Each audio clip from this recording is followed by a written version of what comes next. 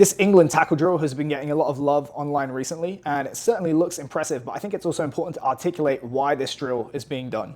That way, if you're a coach considering performing this drill, you can know ahead of time which aspects of tackle performance it's likely to benefit and which aspects it's not going to help you. Firstly, what's good about this drill? I would say the biggest benefit is in coordination and timing of what I would call the penetration phase. This is when we transition from running to tackling.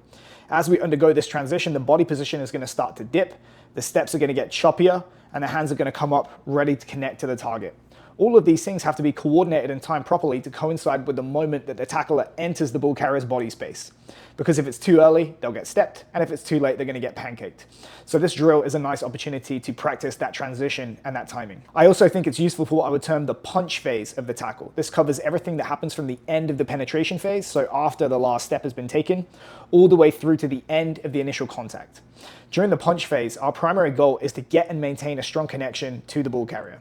We do this by punching the shoulder into the ball carrier and punching the arms around to secure that connection and get our center of mass as close to the ball carrier's center of mass as possible. The secondary goal is to impart as much force as possible to counteract the momentum of the ball carrier. Obviously, the amount of speed that we carry into this collision is going to be a big determinant of that, along with body weight, but so will that final explosive step that we take prior to contact.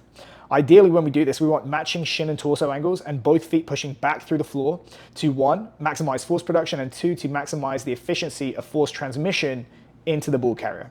Now, most people think this action is like an acceleration or a drive into the ball carrier, but everything happens too fast for that to be the case. We only have fractions of a second.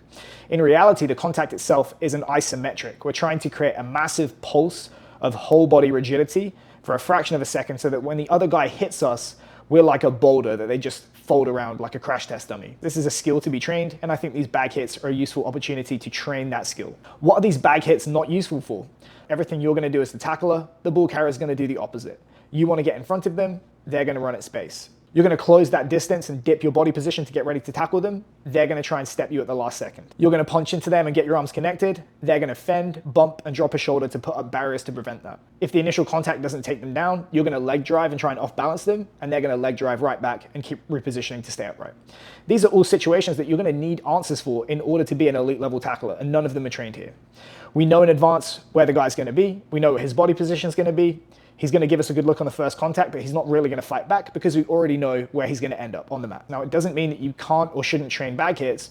We just have to recognize them for what they are. The analogy I would use is like a boxer hitting a heavy bag in training. It will build punching power, but you still need to spar live opponents. If this is all you do, you're probably going to get knocked out when you step in the ring. And if you'd like to learn more about this, you can visit learntotackle.com for more information.